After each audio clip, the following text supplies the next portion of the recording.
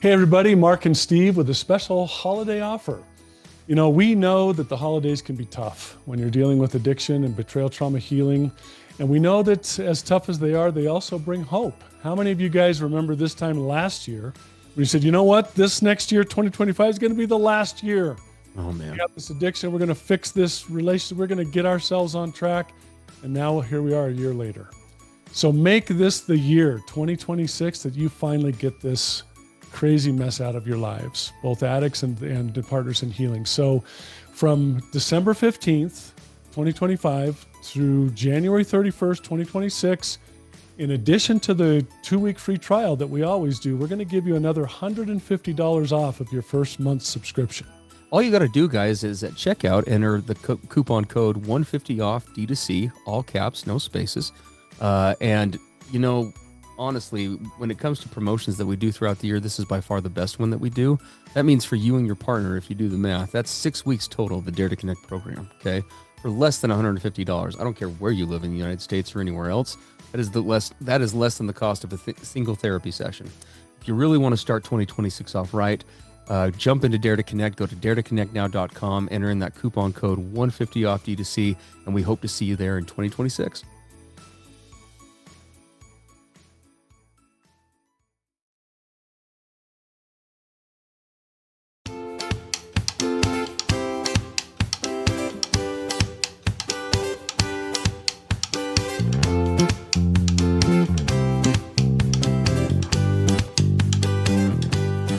Hey everybody, I'm Steve Moore. And I'm Mark Castleman. We know the pain and heartbreak of porn and sex addiction. And we know the triumph of breaking completely free. Every day, we help our clients find hope and healing. Join us in the fight to take back your life, your marriage, and be stronger than ever. This is the PBSC Squared podcast.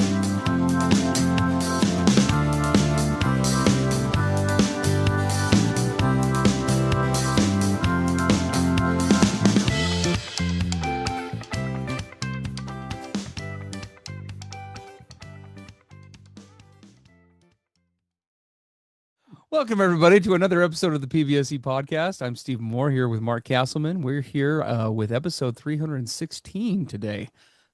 Different episode today. We're not doing a question. Mm-hmm. I know, I'll just pause and let that sink in for dramatic effect. I know we seem to do questions most of the time, but today we decided to mix it up and wanted to talk about something that is near and dear to our hearts in recovery. As you can see, the title says, what does quote-unquote proactive honesty in your daily life and relationships look like? Really, really important topic, and one that's foundational to the recovery process for both addicts and partners, because I know what some might be thinking when they listen to this. When the minute they see a title like that, the addicts are going to get it today. They're getting sucker punched. They're in trouble. No, this honesty problem is one that we see to varying degrees and for different reasons on both sides of the coin in coupleships that are struggling. When trust starts to break down, just other areas of the relationship start to break down, one of the inevitable costs in many ways that can occur with that is honesty and transparency in the relationship. Transparency, I should say, in the relationship begin to take blows for different reasons. But when that happens, and why we wanted to cover this today is because the minute you start to fade transparent and proactive honesty in a relationship, it starts to erode everything else, because that is one of the, if I was to pick, 3 or 4 foundational pillars to a relationship, that would be one. It might even make a top 2 list if I was really pressured to add it, because without trust and without transparency, what do you have, right? You have very, very little. And there are lots of reasons why this can get off course. Because on the surface, that seems fairly simple. I mean, most of us have been learning since we were little kids, right, Mark? Like, tell the truth, I remember my dad, one day we all gone grocery shopping at this grocery store by our house, and we all came outside, and me and my 2 little sisters, and my one little sister had a piece of candy she had jacked from the store. And my dad was not having it. He marched all of us back in there, and he actually brought the store manager out and had my sister talk to him and tell him what she'd done. I don't think I've ever seen my sister more scared in her entire life. But it was a great lesson and great reminder. So most of us have been learning this since the beginning. But here we are, we get later on in life, relationships and life both become complicated. And sometimes without even realizing it, we start to lose some of this. And as we already mentioned, once that happens, we're in real trouble. So today we wanted to tackle that, not just what does actual honesty look like, but let's talk for a little bit about, why does this get off the rails in the first place? Well, and as you just mentioned, the situation with your sister stealing the candy, being confronted, and, we're taught, honesty is always the best policy. Mm-hmm. And when I grew up, I discovered very quickly that that wasn't true, at least not from the vantage point of my little kid brain. Because when I dared to tell the truth, it actually did not go well with many of the dysfunctional adults and others around me. And so I figured out that one of the ways that I worked out to stay safe, and we're going to kind of go over the list of why we can have a problem with proactive honesty, right? Why is it so difficult? And there's a number of I know for so much of my life, for example, one of the big ones for me was it was a way to avoid conflict. And I hated conflict. I grew up in a home in an environment where conflict was almost always present. And I learned to just absolutely despise it. I mean, it would trigger my nervous system and anxiety attacks. And I would get out of there and, go curl up in the fetal position in my room. And I learned that if I had to tell lies in order to not add to that already, crazy situation that was going on, I was going to lie to stay safe from conflict. And we carry that right into our adult lives and right into our relationships. There was lots of times that I withheld the truth, for example, or didn't disclose information to my wife because I didn't want the conflict that was going to result. So big conflict avoidance tool, wholly dysfunctional, but still conflict avoidance tool, right? Yeah. Well, and it's important to note that, again, it would be easy to look at this, and for many who listening to this podcast to just kind of assume, oh, this is a podcast for addicts. It's not. It's absolutely not. Mark and I work with partners all the time who, for example, I've worked with many partners over the years where this element of proactive honesty becomes lost because he has very toxic responses, right, to oftentimes honest dialogue. I am the king of historically having toxic responses to honest dialogue. This happened with my wife and has happened more than once, even since I got into recovery, where I haven't always responded the best.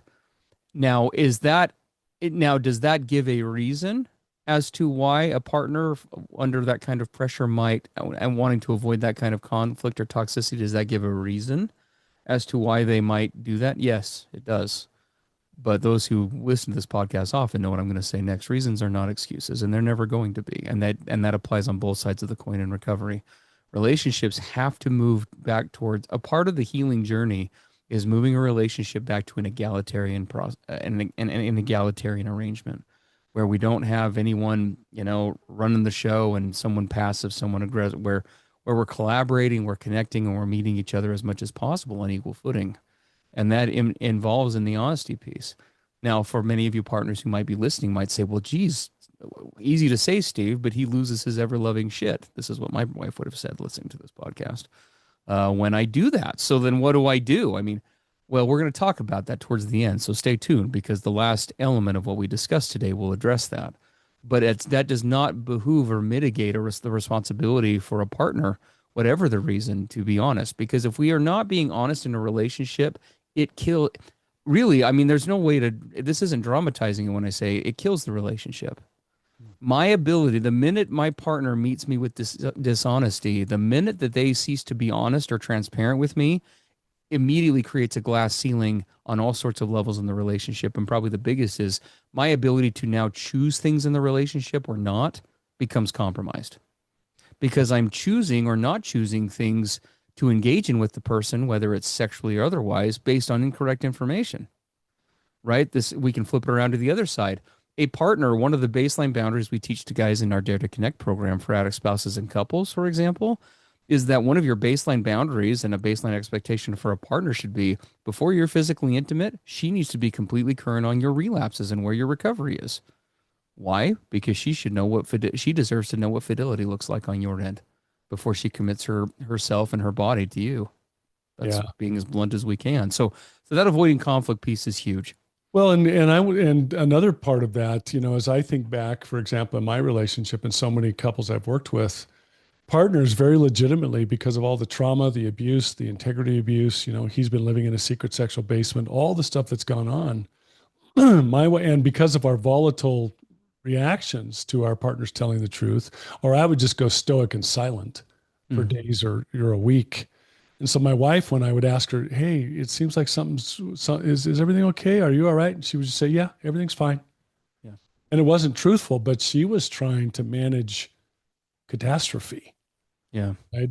But here's what happened because of that. One, she was hindering her own healing and finding her own voice and learning what that's like and to find the courage to do it.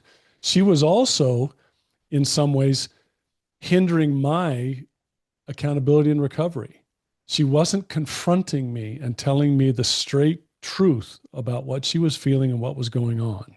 Yep. So I used that as a reason to keep going on in my current behaviors. Absolutely. Well, and I'll add to that, Mark, because I appreciate you sharing that dynamic. My wife and I, we've dealt with similar dynamics, and many of you partners we know as what have as well. But another element that partners don't always think about is if you engage in that practice, for example, yeah, everything's good. I'm not gonna, even though again the reasons might be understandable behind it, you're also silencing your own voice as well. Yes, silencing your own voice. Absolutely. There's a snuffing that happens to your own voice and your own capacity to speak your truth, which is no, I'm not okay. Not even close. I'm not even anywhere near okay. We have serious issues, right? Um, so not wanting to harm our partner is a common reason for this. Sometimes, and this is oftentimes more applicable to addicts than partners, although it can be the other way, habitual past deception. Mark and I have had many conversations off the air about, how little bits of lying for many addicts just becomes automatic. It becomes kind of a matter of course as we go throughout the day. And it's not even just around the addiction or about sobriety. Our little brain becomes subconsciously attuned to making myself look better, more important, more capable, more accomplished than I am, or Yeah, whatever. it gets to where you've done it so much. I mean, I can honestly, I can listen to, I'm wording this. I can honestly say that I got to the place where I didn't even realize I was doing it. Yeah. I've been doing it automatically since I was a kid. And you said, not wanting to harm your partner. I remember in my addiction, when it came to disclosure, not wanting to tell my wife exactly what kinds of, sexual infidelities and pornography use and all the rest of it. I was going to withhold some of that because I don't want to hurt her more than I already have. Yeah. And I would use that as an excuse to lie. Sure. Right. And a huge one, you just mentioned it, Steve. I used lying in order to try to manage, or let's be more blunt, manipulate the perceptions or realities of others, how Yeah. they perceive me, what they think about me. Do I look more impressive? Do I look less guilty? Do I come across as a better guy? I got to manage the way people perceive me because my sense of worth and my shame is so immense. I got to really keep a handle on that. And you can't just be yourself and tell the whole truth while managing that whole thing of people's perceptions. That was a giant motivation why I did that. Yeah, absolutely. And last but not least on this list, and this one may sound kind of strange, but we'll just cover it briefly. Uh, it, Emotional dysregulation can oftentimes make this difficult as well. Now, this can show up in lots of ways, but I'll speak to my own experience. So there were many times in my recovery process, or in dialogue with my wife, where I would set out in a conversation to be transparent or authentic, not necessarily about sobriety, because for the vast majority of the time, I was actually quite honest about that in my particular case. But when I would sit down to try to be vulnerable with my wife about something, well, then the conversation would start, something would escalate, my shame would be triggered, and then what happens? I'm saying all sorts of stuff that's not honest. I want a divorce, which wasn't true. I'm done with this relationship, which also wasn't true. right? Like I'm escalating in all sorts of ways, and honest dialogue has completely left the room. I'm oscillating everywhere between I'm a piece of crap, do yourself a favor and marry someone else. Let's just get divorced for your safety, for your sanity, not mine, to I don't know what you're talking about. I'm not the problem. You are, you right? And all of those things can be labeled as many things. It can be labeled as toxic. It can be labeled as outlandish or other things. But one of the labels it would deserve is this is not an honest dialogue anymore. Right? We're not having an honest conversation. I'm not sharing about my real concerns or issues. I'm sharing about volatile reactions. Right? I'm talking about things that are tertiary to what's really going on. I'm not focusing on my fear or my shame or anything else. I'm focusing on these other things, right? Yeah.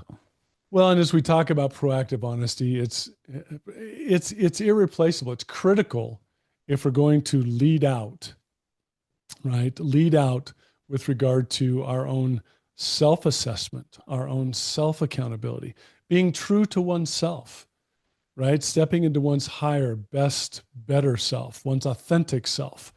We can't go to that place unless we start to practice proactive honesty.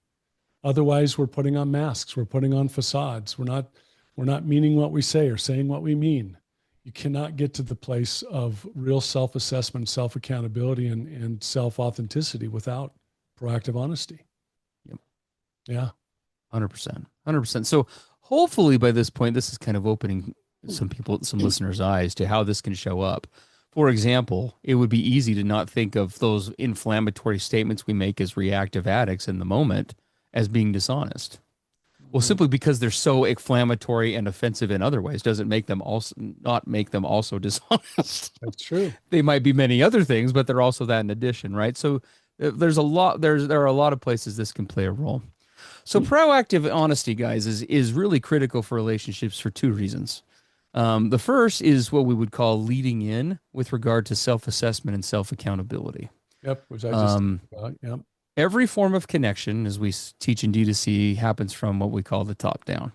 So that connection with myself and everything tied into it and the associations that I make there bleeds down into all the other relationships with my partner, friends, family, God, everyone.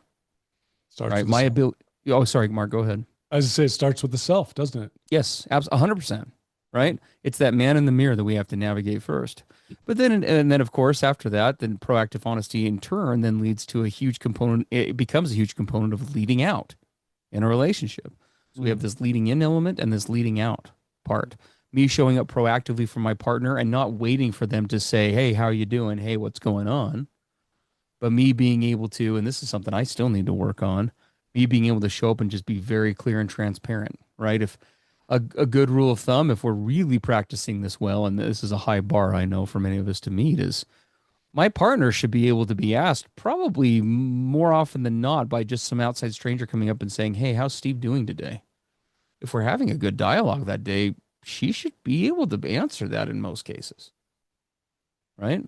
But I ask myself, and each of us could ask ourselves, well, geez, if that happened today, would my partner be able to tell me? I can tell you right now, a spot check for me, my wife would be able to tell probably about halfway how I'm doing, but we haven't chatted in a minute today as of this recording, and so maybe not, and maybe we need more exchange, right? So there's lots of forms that this can take, but that leading out, leading in piece is really, really critical.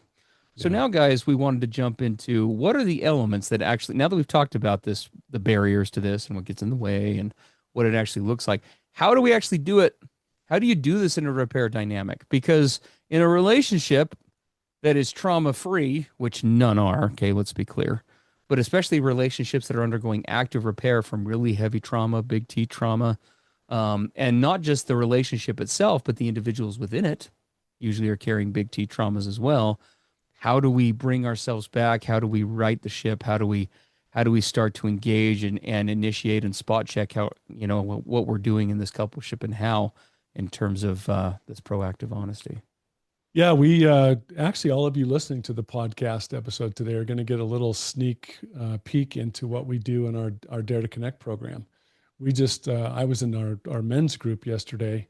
Every Sunday we have a men's group where, unlike our sessions during the week, which are just communication by chat thread, on Sundays, all the guys come in to the group and get to participate vocally with each other. Still anonymous because they use avatars, but they get to participate through their voices. And the women do the same thing through a women's group with Jenna Lee, who's a professional on our team. But we covered this in detail yesterday. I mean, we did a deep dive, and all the guys got to participate in that. So we want to share with you some of the things that we went over with these guys yesterday. The first thing we talked about, if you're going to get into this proactive and prompt honesty track, pause and catch it early when you're starting to go off that track. What are the early warning signs that I am leaving the place of proactive, prompt honesty? And there's a whole bunch of them, but things like, am I becoming defensive? Am I rationalizing or justifying? Am I withholding certain information? Am I engaging in subtle lying, just a little minimizing or editing the truth? If you notice any of those things starting to go on in your head, you know that you're leaving the proactive, prompt honesty track. Yeah. Well, and I would throw one more thing in there as well, and this would probably apply to many partners, but also addicts as well. Fear. Fear is a common precursor to this sort of deception in a relationship, right? We're scared of the consequences or outcomes in some way, and so that's what. And happens. for a lot of addicts, if you're feeling shame, you're feeling a lot of shame, right? And what you want to do when you your mindfulness start to notice those little things happening, you want to do we call them little internal check-ins. Am I being fully honest right now? What am I afraid would happen if I told the whole truth in this moment? Right? The prompt telling of the truth is more about speed and promptness than it is perfection. You're not looking to do this perfect. It doesn't have to go just right. The fact is that as soon as you notice it, you call it out and you own it, right? You get it out into the open. Yeah, absolutely. Yeah. Number 2 on this list, guys, name the wrong clearly. So no softening or spinning. So softening or spinning is where we might engage in ways of softening the blow, right? About being honest about something. So in other words, we need to be avoiding if we're admitting to some sort of wrong or taking accountability, and we're all guilty of these sometimes. So this is a good review for everybody. First of all, we need to be avoiding any sort of explanations, which inevitably amount to excuses and justification. Now, are explanations important to some degree? Yes, because they do give context, but that should be in the context of explaining the greater context of what happened, not as a way to say, well, this isn't as bad because, or whatever the case may be, right? A thorough examination of what happened, free of that, and any sort of excuses and justification is needed. Defensiveness, of course, right, which can look like lots of things, ranging from shutting. We actually talked about this pretty extensively in the addict session today, and Dare to Connect. Different elements that get in the way of honest dialogue. So defensiveness in all its forms: gaslighting, rationalizing, minimizing. It could also just be shutting down, as well. Yeah. It isn't always flat, out there kind of, or an emotional sort of outburst form. It can oftentimes just be with silence. Partial truths, right? I told the truth. Well, I left out certain key elements, but I did tell the truth. Avoiding phrases like "I felt," well, Mark, maybe you can explain that one a little better. And felt instead of "I did." You talked about that. Going to the place of just raw emotion, right? Well, I was angry, and instead of "this is what I did." So leading out with the emotional reasoning rather than just simply "this is what occurred." Right, because what we want to do when we're naming the wrong clearly with no softening or spinning, you want to use clear ownership language. I lied. Yeah. I withheld information from you. I broke our agreement. I was dishonest in how I answered that question you asked me. Yeah. Right? Clarity. And I love this little thing we have here in notes. Clarity equals respect. When I am clear and unambiguous and just speak the truth, I show respect not just for the other person I'm speaking to, but I show respect for myself, my higher, true, authentic self. Clarity equals respect. I mean, this is just from my lens, but if I'm not if my partner's not being honest with me, or if I'm not being honest with them, I don't think it really matters what other things we try to do to compensate in the respect category. Nothing makes up for an absence of that. It doesn't. There's no other way to do that. So that really is critical. Number three, tell the whole truth, not just the convenient or safe part. It's like that part in court, right? Where tell the truth, the whole truth, and nothing but the truth, right? Oh Um, man, was this a big determiner of what I would tell? Is it safe telling this, or mm, is it work into my agenda? Right. I love this first question, Steve. If the other, this is what you ask yourself in your head. If this other person later found out more about this situation, would they feel betrayed all over again? mm, yes. Hmm. Absolutely. Absolutely. Now, again, guys, this could be around and oftentimes may center around questions, for example, around sobriety, right? But the same holds true just as much with emotional honesty. It's no different. Okay. This is not for some reason when we work with addicts and partners, there seems to be this kind of unique line of thinking that develops among some populations where, well, about addiction. Of course, you got to be honest, but if it's emotions, like somehow we can fudge there. No, we Yeah. can't. we, Right. we can't do that. Now, there's a time and a place to do that, and safety comes into play. And we're going to talk about that in a minute, but that absolutely has to happen. And we need to include all the details. What happened? What you did or didn't do? What you hid or didn't hide? Right? Yeah. All of the elements. What am I leaving out? Yeah. Um, we And need to we, not be waiting. We need to not be waiting to ask the right question. this one's Right? so huge. We in other so we don't and I have been guilty of this, not in my partnership so much, but definitely I remember this happening, for example, with an ecclesiastical spiritual leader. He wanted me to talk about how my addiction was going, and I always made the truthful and very prideful remark, I never ever lie to that guy. But I can't tell you how many times at church I saw him coming down the hallway and I'd like duck into a classroom or something. That happened on more than one occasion, right? So Yep. those are all critical Well, you didn't elements of ask, that. right? Yeah. You didn't ask, right? You didn't. Yeah, you wanted to know that whole thing. Yeah. Yeah. Honesty is proactive, not reactive. Yes. Yeah. Hey everybody, Mark and Steve here with a holiday offer for you as we enter into the Christmas and the New Year season. You know, we know that recovery can be difficult, and we know as addicts in long-term recovery how hard it is to come into the holidays. You know, you're looking back on the year, and here's another year where we haven't beaten this addiction. Here's another year where we're trapped in betrayal trauma. Here's another year where our coupleship is suffering. Well, right now, from December 15th, 2025 through January 31st of 2026, we are doing our annual holiday promotion. It's the best promotion that we do all year long to try to start 2026 off right. In addition to our 2-week free trial, we're also offering $150 off of your first month subscription here at Dare to Connect. All you need to do is use the code 150OFF D2C, all caps, no spaces when you check out. And what that means is for both you as you're an addict in recovery and partners in betrayal trauma healing, that's 6 weeks of our Dare to Connect program for less than $150. That's less than the cost of one therapy session just about anywhere. So come and join us. Be sure again at checkout to enter that code 150OFF D2C, all caps. And we'll look forward to seeing you on our D2C program. We will catch you all in 2026. Now this one, oh my gosh, this was so hard for me. Acknowledging the impact that my being dishonest is having on this other person, acknowledging the impact without defending, without becoming defensive, right? So owning the effect of my behavior on another, even if it wasn't my intention, that is huge. How many times you say, well, that's not, I didn't mean to, or that wasn't my intent, or right, fill in the blank. And instead, in this proactive honesty, we want to go to this place. And Steve, you and I have talked about this in great depth in our practices and in D2C. We talk about it as the language of safety.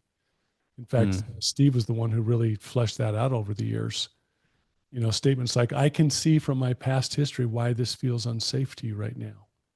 Or my dishonesty has further damaged the trust between us. Right? Do you hear acknowledging the impact without being, you notice I didn't say but, right? But And here comes the defending, just acknowledging the impact. And what we Yeah. don't want to say, well, that wasn't my intention, or I didn't mean it that way. Well, yeah, I did that, but you always, right? Fill in the blank. Yes. Well, and I'll add one thing to this. It's not just owning the effect of the behavior, but it's this is so hard for addicts to do, so I'd imagine it is for partners as well. Leaning into inquiring about what impact this has had on them.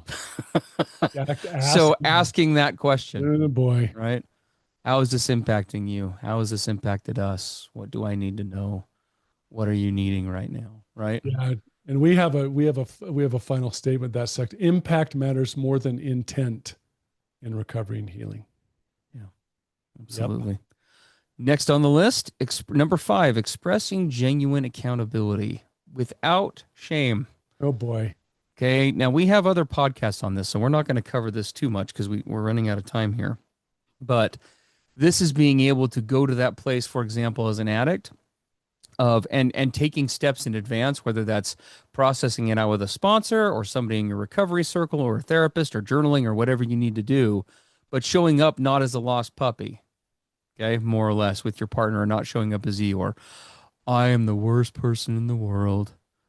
I did this, and you must hate me for it, and we probably should get divorced, right? Or whatever the case may be. Simple statements. I was wrong. You didn't deserve that.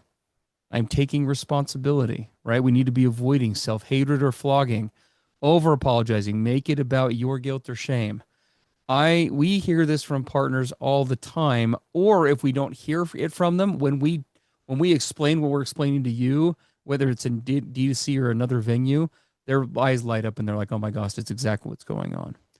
Guys, when we, for example, addicts, when we show up this way, and partners, it's the same for you, vice versa. When we show up this way with a partner in our shame, it puts pressure on the other person not to be able to receive your apology or your confession or your accountability. It puts pressure on them to emotionally manage you or pick you up or dust you off, rescue you from your own stuff, your own shame, your own whatever. Yep. You hurt her, not the other way around. We don't apologize to a partner and say, hey, I'm apologizing to you, but here, stuff your reaction or your thoughts about that and now rescue me from the brink of emotional collapse, because that's what I'm bringing to you. Yeah, exactly. Okay. Another big part of these steps is state what you will do differently. Now this is key. State what you'll do differently with measurable actions, not promises. Oh my gosh, how many times did I promise I'll never do that again, or I'm going to do better, I'm going to be better, I'm going to. And it was rarely had measurable, accountable, trackable actions attached to it that I would actually follow through with. Right? And so we want to be very specific when we get to this, state what you will do different. I'll bring this up immediately next time. I'll check in with my sponsor before I come and respond to you. Right? I will not answer until I'm willing to tell the whole truth. Change is shown through actions, not reassurances or apologies or any of the like. Actions. Yeah. In fact, we work with many partners, just as a leg up for some of you addicts who may be listening, that where partners will tell us outright, I actually become more angry when he starts making commitments. I have heard this song and dance so many times. I don't want to hear a word. I just want to see something different. Mm-hmm. Don't even talk to me about it. Just do it. Yeah, that really is what we hear a lot. We hear that a ton. Keep that in mind. All right. All right, Mark, where are we at? Are we in number 7 right now? We are number 7. I think number some of it's missing on my notes. Let me hold on a second here. Why I think I missed. We're missing a little chunk of that. That's okay. We are. We'll skip that while Mark fixes that really quick. Okay, we have. I'm going to skip that, and we'll come back to number 7. Number 8, practicing small daily acts of truth. Right? So this is where we actually do the leading out. We're not just providing accountability for actions or uncomfortable statements or whatever, but learning how to practice in our daily lives, how to be proactively self-advocating, but being honest in the process. So for example, And this may sound weird to some of you, but for others, you're totally going to resonate with this. Being able to just say, I don't know. Sometimes that response can be uncomfortable for addicts or for partners for different reasons. We feel pressure, like we've got to fix it right now. We've got to have a solution. Sometimes we don't have a solution to whatever it is, whether it's related to recovery or something else. If you don't know, say you don't know and operate from there. Many an addict has killed his recovery by his partner saying, this is what she needs, X, Y, or Z. He says, got it. I'm on it. And then what happens? He doesn't know what the hell she's talking about. And so he kind of half-heartedly tries something because he doesn't really know what he's actually doing or committing to. What does he do? He sets the stage for a repeated betrayal, right? There's nothing wrong with being able to say to a partner, hey, can you clarify when you say you're looking for this, is this what you mean? Or I'm not sure what that means. What does that look like for you? Right? Well, a big part of this practicing small daily acts of proactive truth. We'll have a lot of guys say, Mark or Steve, I don't know how to be honest. I spent my whole life lying, gaslighting. How do I even do this? And this is really a big part of that. Little small daily opportunities to be honest. Like Steve Yes. says, I don't know. Admitting that you're confused, sharing that you're feeling a lot of shame right now, acknowledging that you're really uncomfortable. Here was a big one for me, being upfront instead of going silent. These are all little proactive ways of being truthful, being authentic, being honest, right? Because what happens? Consistency builds the honesty muscle that secrecy weakened. Consistency rebuilds that honesty muscle that our secrecy weakened. It's such a huge part of this. I think I have this other one now, Steve. Accept the other person's response without trying to control it. How big is this one? Well, I want to be honest, but I know she's just going to completely unload on me. Yeah. Or, I want to tell the truth, but man, they're just going to be so angry. And so telling the truth and not trying to control what the other person's going to feel or not, right? Because they could be angry, they could be hurt, they could be distrustful, they could be unsettled, they could be one of 100 things. Am I going to let that control whether I tell the truth or not? What Absolutely. it requires, this proactive honesty means not going defensive, not rushing or minimizing or shutting down the other person's emotions because you don't like their reaction or response, not demanding that they forgive you quickly, and all of these things. Well, and really this one, and I'll admit this one is still a struggle for me. But yeah, if Brittany and I have some sort of a discord, just sitting in that. Mm-hmm. I don't. Just sitting in I'll it. own it today, even now. I don't like that. I am a fixer. I do fixing for a living as a therapist. I don't like sitting in the uncomfortable, sitting in a place where we have things to work on, sitting in a place where there's growth to be had. It's hard. So I'd say I'm pretty confident if it's hard for me, it's probably hard for others listening for sure. Yeah, I think, can we just move on? Can we just? Absolutely. Right. Last but not least, we're going to wrap up because we are overtime actually. Finding the right environment or medium, because I told you I was going to come back to this, finding the right environment or medium in which to have certain conversations. Okay. It is true that volatility and or unnecessary trauma can accompany the disclosure of certain things if not handled properly. So, for example, like a formal disclosure, which we've done other podcasts about, should never be taken on by a couple writing roughshod in their own home in an unstructured way. That is a recipe for serious problems, serious trauma, serious issues, serious volatility. Real problems can result from something like that. And there are certain disclosures and things that should happen, whether that's with the intervention and help of a qualified professional / therapist. There might also be other cases where, because of volatility within the coupleship, maybe the initial discussion about something needs to happen, say, over text message, right? Or not that we're a fan of text messages here, but communicating it honestly, that way is better than these dysfunctional ways we just talked about. So an email, something along those lines, right? And if that's the case, then it's important to take time to find that. However, That's a big. I and want I to can't emphasize the big enough the however. That being said, while working to find the right medium, we do not engage in deception under any reason at all. It does not matter whether you're an addict or a partner. I don't care how toxic he or she has been. If one partner says to another, is something going on that we need to talk about, and you know there's something going on that needs to be talked about, you own that now. Now, how do you own that? Yes, there is something going on. We do need to talk, and we have some things to talk about. I'm working right now to get something set up with our therapist for next week. Or I am working on writing you a letter, and I'll have that to you by Monday.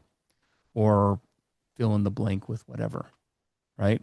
And then as part of that, because we're not sharing our full truth, then we need to be willing to accommodate within reason what the other person needs in the meantime. For example, if a partner hears from an addict, hey, I have some things I need to talk to you about in our next therapy session, perfectly understandable and reasonable for that partner to say, okay, I'm going to have to accept that. I need space until then. Mm-hmm. Sex is off the table. I'm not going to be able to engage. I'm feeling a lot of fear. And that's not a punitive thing. But the fear for a partner in a situation like that, for example, is very real. I don't know what I'm going to hear. That could be anything from, I really don't like your mother to, I had another affair and anything in between. So it's very understandable for a partner, for example, to possibly need to take space in the absence of that information. But we own it transparently with the other person, and we acknowledge that that is there. I talked about this in our Dare to Connect the other day, and partners, it's important for you to hear this. Okay, this is not just an addict discussion. We said that at the beginning, and we mean it. We'll end with this. So I'll end my thoughts with this. I have worked with too many partners over the years who, under the guise or because of the reasoning of, well, he responds badly when I tell him the truth, or he doesn't hear me, or he gets super defensive, or he gets super toxic, or whatever. I have worked with too many partners over the years who have gotten in the habit of using that as some sort of an excuse for when he asks what's going on or is something wrong, a partner denying it and saying, no, things are fine, or things are good, or things are okay, or things are whatever. There's a word for that, ladies. And even though we can connect with the reasons, we cannot connect with the excuses. It's called gaslighting. And that is a label that frequently is applied to the behavior of addicts, but partners do it all the time.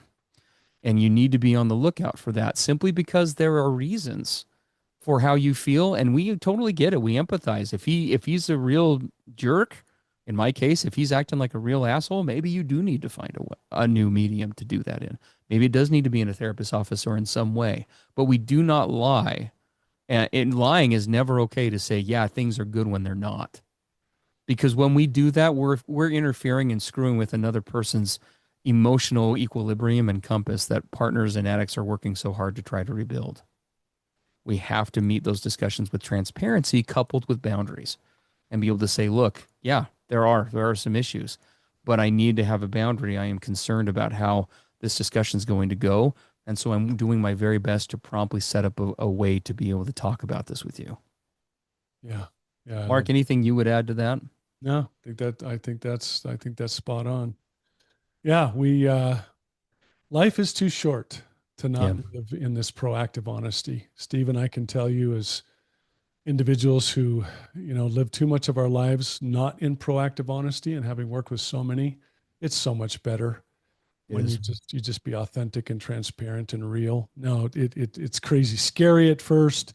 It's coming out of old habits, but man, when you start to experience it, it's kind of try it, you'll like it. once you start to really discover what that looks like, life is so much better in this proactive honesty space. Yeah. And if you want to learn more about how to do that, come on over to Dare to Connect. Like I said, we just did a deep dive on that last night with all the guys.